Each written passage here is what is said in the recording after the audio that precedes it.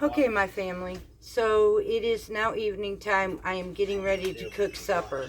On the list tonight, we are doing baked breaded um, flounder fish, and I am doing a Spanish based garlic and spinach butter beans. So that and a side salad is what the goal is, or at least a caprese salad. So this is my goal, and I am going to go step by step with you with these beans and the fish, show you the final product like I've been doing, and I will include recipes in the description box below. If you are not familiar so far, it seems that some have been saying, so I'm going to keep doing this, by the way. My name is Carrie, and this is Parton's Heritage Homestead. If you are not subscribed, and you have subscribed and found that you are no longer subscribed, please keep hitting that button, y'all. I don't know why YouTube would do that, but this is not the first time. I've even had it done to me in other places that I'm subscribed to. I would know that I was subscribed. I hadn't seen nothing from them, only to find out that I was kicked out for some reason. So keep pushing that button and share.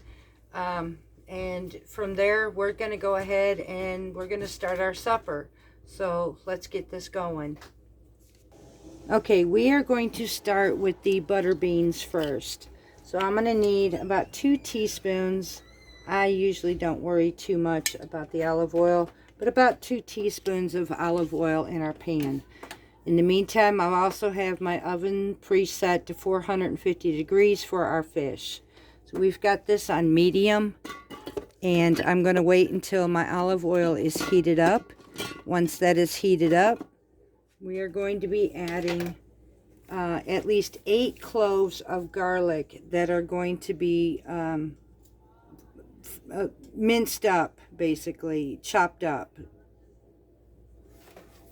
And then I am looking at, let's see, chopping up some spinach. I need about 5 ounces of bagged spinach or baby spinach. We're going to take this step by step. So right now I'm looking to get this oil heated. Once this is heated, I will be back and show you what we're going to do next. Okay, y'all, so now our oil is heated up. Now I did turn this down a little bit because I want to keep my garlic from turning brown. Now I'm actually going to add this till these are fragrant into our pan. I'm going to cook this for about a minute, and then we are going to add our seasonings to this. This is about 8 cloves of garlic. Yes, this is a very garlicky bean.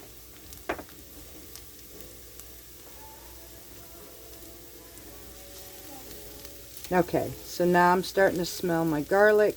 Now I'm going to go ahead and start adding our seasonings. I need about a half a teaspoon of dried thyme.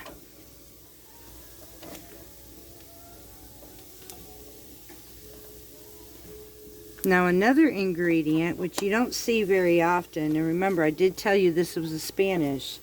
I have been blessed to be able to, I have actually kept this in my freezer.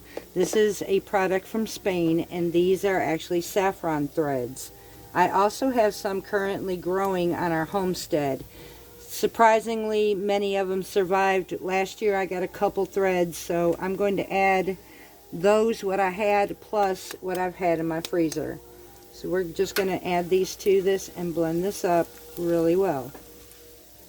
We need about a 1/4 teaspoon of saffron threads. I did order, just in case anybody was wondering where I got the flowers from. The saffron flowers I actually ordered last year from Baker's Creek.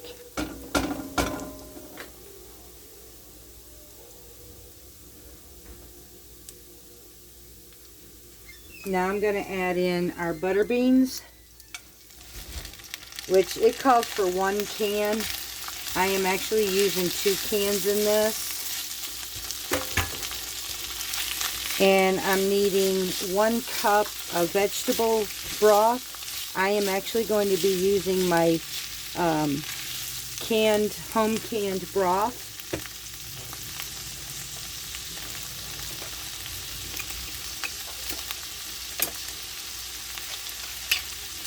And because I am actually using 2, I'm going to go ahead with a little over than this. Just like so. Now I'm going to let this cook now. I'm going to season this with a little bit of salt and pepper. And I'm going to let this liquid cook down some. In other words, these beans are going to, the butter beans are going to absorb that liquid up. And I'm looking to get about half of that absorbed. So we're just going to go ahead and let these cook. And once that liquid starts coming down, we'll come back and I'll show you what we need to do next. Okay, y'all, so I have decreased the amount of liquid into the beans. Now I'm actually going to incorporate the chopped spinach, and I'm using what's left over, the chopped baby spinach. I'm going to just mix this in here.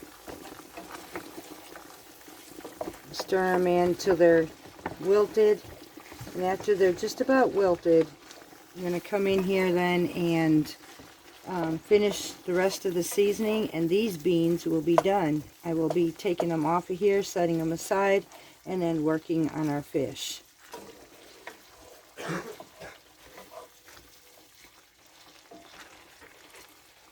Now, and it's not taking very long that this is happening, so as you can see. Now, usually it's talked about adding the garnishes after the fact. Well, I'm going to go ahead and just add that in mine. And I have a small lemon that I zested. I'm going to add some lemon zest to this. And then I didn't have the type of cheese it called for, but later on when I go to serve mine, I'm actually going to be adding some broken feta cheese to this. So you can do Parmesan, you can do feta, you can even do goat cheese if you wanted to. And I have that as well, so, but I'm going to be using my feta. So that's it on these beans. So we're going to go ahead now, and I am going to set this aside, and we're going to start our fish. Okay, y'all, so we have 3 factors on our fish. Like I told you, I'm using flounder. The recipe actually calls for cod. And we are not deep frying this fish. We are actually going to bake it. I have the oven. It's been preheating on 450 degrees. In one shallow container dish, I have just ordinary flour. It's just getting a dusting. Now, some diabetics, my husband is able to tolerate a little more than he used to, so he's not getting a full amount. These are dustings. Then we have our eggs, which will be dredged into, and then we will have our seasoned breadcrumbs. Now this is made from homemade bread, so, and we've been finding that this is working out better than store-bought. It's weird, I don't understand it, but it's working. So I am going to add into this breadcrumbs, I'm going to be adding a half a teaspoon of thyme,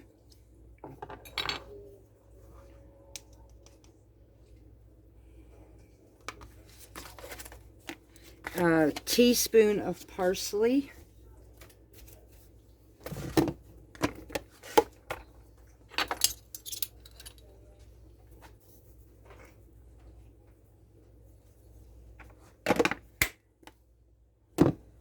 a teaspoon of garlic powder, and these are from ones that I did on my own. The garlic and the parsley, they were made from fresh and dehydrated on my own. And then I need a teaspoon of paprika, Spanish paprika, or smoked. And now I'm going to mix all of this together, and we're going to work on our fish.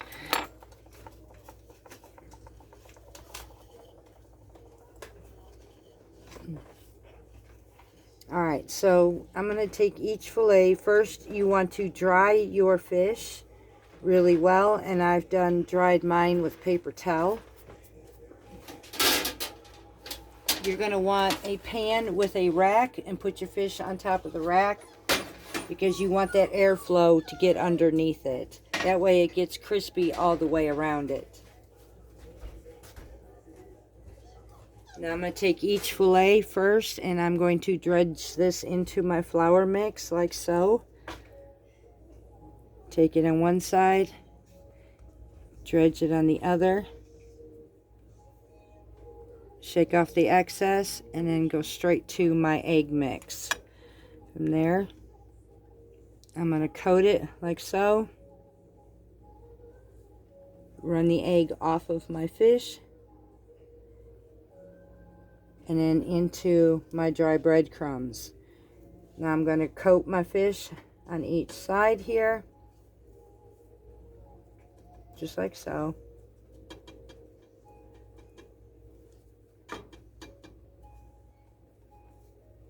Shake off the excess, and then lay this onto my pan, just like that. And I don't think you can see the pan, so I'll show you. It's just going to be laid right on the pan with the rack. So I'm going to go ahead and finish the rest of these 4 fillets, and I will show you what I'm going to do after this, before it goes in the oven. Alright, y'all, so I've got these now coated, and now I need to spray them on both sides. Now I'm going to be using an olive oil spray. You can use any type of spray you choose, but you want to coat the breadcrumbs or the crumbs on your fish. So I'm going to bread it on both sides, or spray it on both sides, because we are not using actually oil. So I want to do this on both ends. It also keeps the breading intact on your fish. Now this will not cook as long as the recipe would say, because the fillets on theirs was a lot thicker. Mine is a bit thinner, but it calls for about 20 minutes at 450 degrees or until crisp. Now I am going to actually watch mine, because like I said, I have fillets. Now with this, I'm going to stick this in the oven, and we are going to bake this, and we will be right back as soon as it is crisp enough. Alright, in case you don't know, some of you have seen capri salads. I'm going to show you exactly how to put one together. You're going to use mozzarella that is fresh. Usually you can find that in the deli section. So I got my fresh mozzarella. I have tomatoes that are sliced, and I'm using fresh basil leaves. And I will just take them and tuck my basil leaves after I put my tomato, my cheese, my basil leaf, and then it goes down the line. After I get my assembly put together, then I'm going to choose a balsamic vinegar, just like I have here, and I'm going to lightly drizzle the tops of my mix. We're going to go with this tonight instead of an actual salad. And that is it. That is how you make a capri salad. Very simple, very easy, and it's awful delicious. I'm going to go ahead and finish off the rest of our plates. Okay, y'all, so let's go ahead and plate our dinner. I have our capri salad right here. I am actually fixing to add our fish. We have our baked fish now out of the oven, nice and crisp. Beautifully done, actually.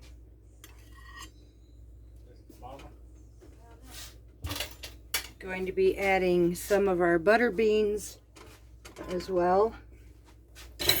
And y'all, the more that we let this sit right here, the saffron flavor came out amazingly in the butter beans. So now I'm just going to go ahead and add these on the side. Just like so. Now I'm going to take a lemon, and I'm going to cut this lemon into wedges. We're going to use that for our fish.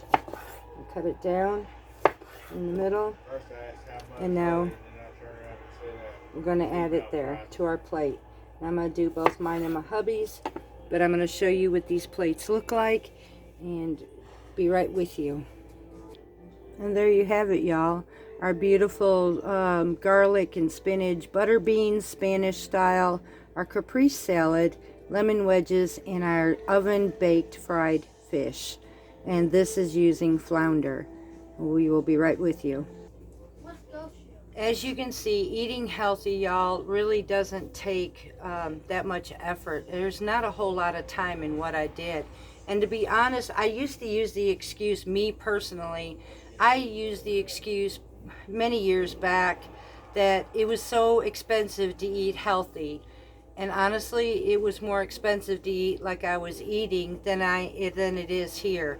The food is just the same, and produce, I shop around for the best prices. And then come summertime, honestly, it doesn't cost me anything because I'm actually cooking it from my backyard. So as far as cost wise, it's not costing me any more to eat healthier than before. So, and I do the pantry challenge as I'm doing now. So I take what I have and I create a meal and I still can eat healthy. My excuses are gone, especially this year. I have no more excuses left because I am not I'm reaching a point in my age that I want to be able to last longer. So, I will be right with you just a second. Sorry, y'all. So with that, I am going to tell you that I love each and every one of you. I usually take my weekends off and let you all catch up on these videos. I hope you enjoyed this meal. Again, the fish breading and the process will be in the description box below, along with the garlic beans, the butter beans. They are absolutely amazing. I tried it, y'all. I cannot wait to eat. It's supper time, and I am fixing to ring that bell because we are fixing to eat. I love you. See you soon, and we will get back to what we are doing now. Much love from Parton's Heritage Homestead.